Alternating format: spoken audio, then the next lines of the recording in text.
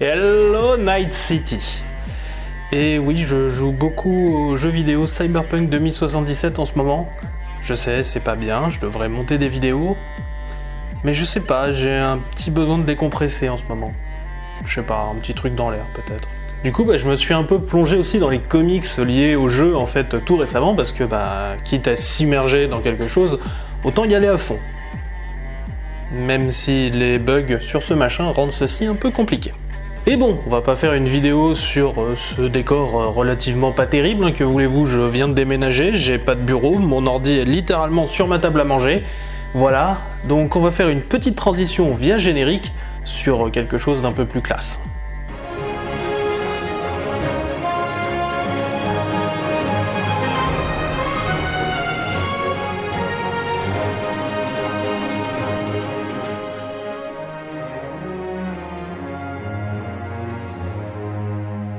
Alors, déjà, on va voir ce qu'est Cyberpunk 2077. Après tout, il y a des gens qui ne jouent absolument pas aux jeux vidéo et qui pourraient quand même avoir envie de lire ces comics. Cyberpunk 2077 est le dernier jeu du studio polonais CD Projekt Red, qui jouissait jusque-là d'une énorme cote de popularité de par la trilogie de jeux The Witcher et d'une générosité envers les joueurs, question suivi des jeux et DLC gratuits. Vous avez peut-être noté que j'ai utilisé le passé. C'est que la sortie de ce jeu, attendue pendant 9 ans, puisqu'annoncée en 2012, n'est pas du tout à la hauteur des attentes. Annoncé à grands coups de marketing et de promesses alléchantes, le produit final est rempli de bugs et fonctionne de façon très déplorable sur la génération de consoles précédentes, la PS4 et la Xbox One, les gens étant complètement pétés sur ces deux machines. Les autres versions connaissent elles aussi des bugs, mais beaucoup moins graves que sur ces deux versions qui semblent avoir été sacrifiées. Alors oui, comme vous pouvez le remarquer, je joue sur PC. C'est une version relativement moins pétée, mais il y a quand même énormément de bugs quand même. Après, bon, moi je fais avec, si vous voulez, je suis un peu un vétéran de ce genre de choses. J'ai fait Vampire la Mascarade à sa sortie, et dans le genre RPG super bien, mais qui est pété au niveau du gameplay, tu peux pas tester. Alors, une fois passés les bugs et les quelques éclats de voix que j'ai pu avoir à certains passages particulièrement frustrants, du genre le PNJ à qui je dois parler pour valider la quête a disparu à 20 mètres sous le sol, ce qui n'arrange pas trop la discussion même si je suis très doué pour discuter, parce que j'aime bien jouer comme ça, et bien une fois passé tout ça, j'ai bien aimé le jeu. Il n'est pas renversant mais il est suffisamment bien écrit et j'ai même eu la liberté de dire au jeu que je préférais me suicider plutôt que de choisir si je devais effacer une des deux personnalités squattant mon avatar virtuel. Et même ensuite de réussir à me faire culpabiliser pour ce choix qui pourtant est logique dans cette dramaturgie. Bien joué jeu, bien joué. Bref, à partir de ce moment-là, je me suis dit que j'allais lire la série de comics sortie chez Dark Horse, pour voir.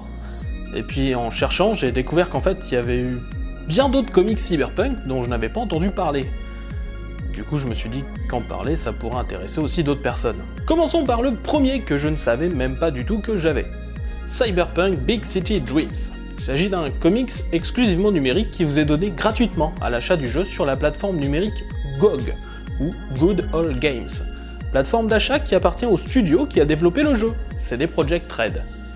Et comme j'aime bien les vieux jeux vidéo, j'utilise beaucoup GOG pour ma part, donc en fait j'ai acheté le jeu là-dessus.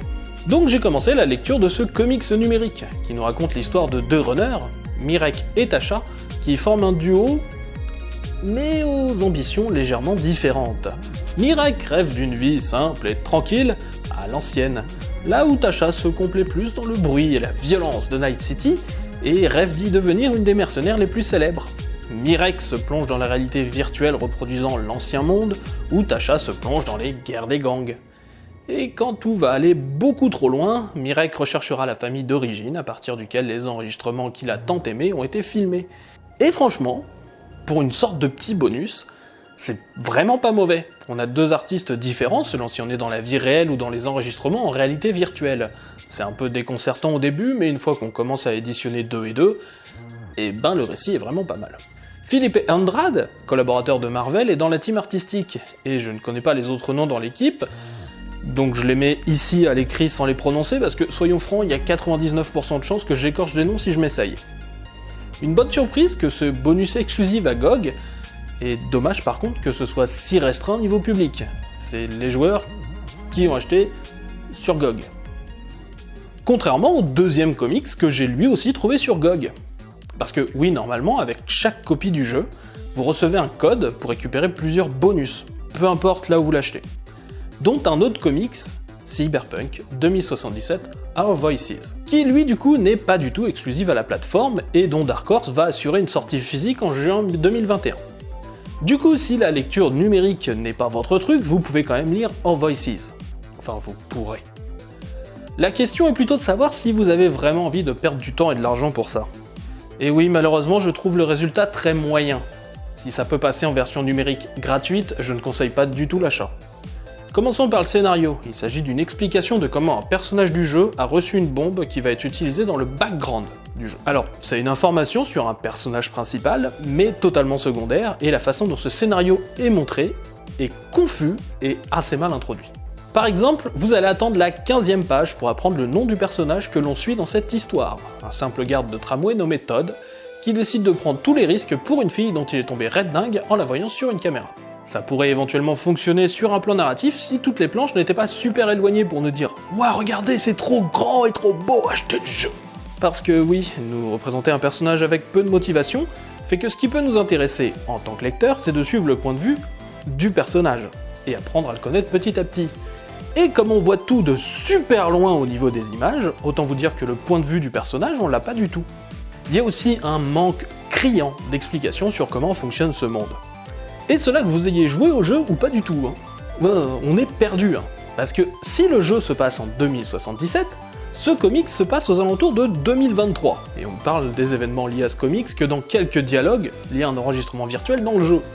Bref, vous l'aurez compris, j'ai pas vraiment aimé le comics Our Voices, très confus et mal défini, un style qui ne correspond pas avec le style d'histoire qu'il veut raconter, et surtout un scénario qui n'a pas vraiment d'intérêt, même pour celui qui a joué au jeu. Bref, un bon comics, un mauvais comics, vous vous dites qu'on va tout jouer sur la série Cyberpunk sortie chez Dark Horse, et qui est sans doute ce qui vous intéresse. Eh bien désolé, mais je suis un brin complétionniste sur les bords, et aussi un peu sadique, à mes heures perdues. Donc, avant de parler de cette série, il nous en reste une autre à voir. Cyberpunk Where's Johnny? Et là vous vous dites, alors là j'en ai jamais entendu parler de ce titre, et pourtant, bon, la référence à Shining fait que ça a l'air intéressant. Pourquoi j'en ai pas entendu parler? Eh bien, c'est très simple. C'est que ce comics, c'est un comics promotionnel uniquement récupérable via des codes sur des canettes de soda. Et là, déjà, je suis pas fan. Bon, déjà, les comics bonus pour la sortie d'un jeu, pourquoi pas? Même si ça fait un peu que la bande dessinée en général, c'est un peu le média du pauvre, quoi. Là, on va faire la promotion des autres grands trucs, vous savez, les trucs qui font de l'argent.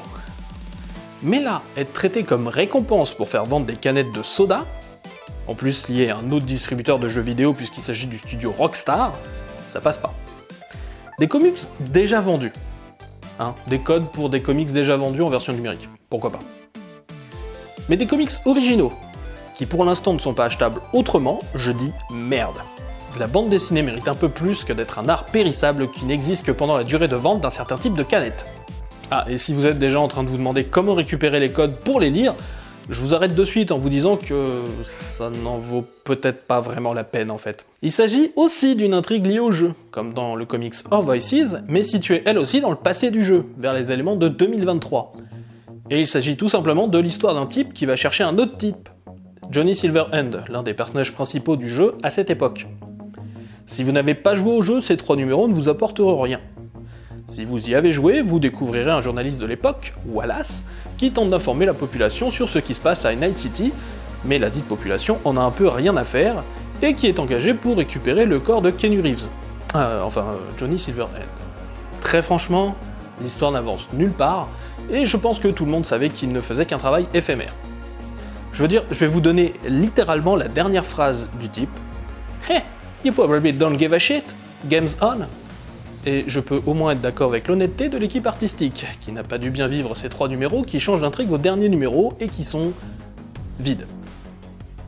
Et ça fait mal à dire comme mot. Vide, pour une œuvre artistique. Bref, un bon comics, 2 vraiment passables à la limite du pourquoi ils ont fait ça. Espérons que la série de Dark Horse saura au moins rééquilibrer la balance. Cyberpunk 2077, Trauma Team.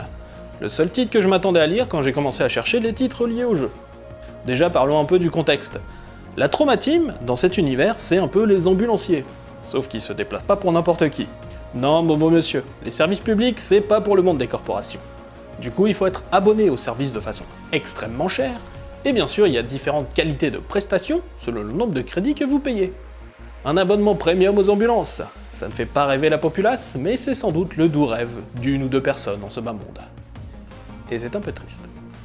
Et vous vous en doutez, de telles inégalités signifient crime et délinquance qui crèvent tous les plafonds possibles. Donc la Trauma Team sert aussi d'équipe de choc commando d'élite. On les rencontre plusieurs fois dans le jeu, mais de façon anonyme, des uniformes. Ce comics du coup n'est pas lié directement au jeu, un peu comme Big City Dreams, et a la bonne surprise d'être assez bon dans son genre. Résultat des courses, les deux titres liés directement au jeu sont pas bons, les deux qui ne font qu'utiliser l'univers sont bons, j'y vois une certaine cohérence. Mais bon, j'ai un peu sauté les étapes, de quoi ça parle Trauma Team alors? Eh bien on y parle littéralement de trauma et de team, ça tombe bien. Nadia fait partie de ce monde d'urgentistes à gros calibre, et est même la seule survivante de son escouade. Elle essaye de surmonter ses traumas et la porte de son amant/amour en tentant de s'intégrer à une nouvelle équipe. Mais en plus de ses propres traumatismes à gérer, quelle va être sa réaction quand la personne à sauver aujourd'hui est littéralement la personne qui a massacré ton équipe la dernière fois? Voilà, c'est à peu près ça le pitch pour 4 numéros.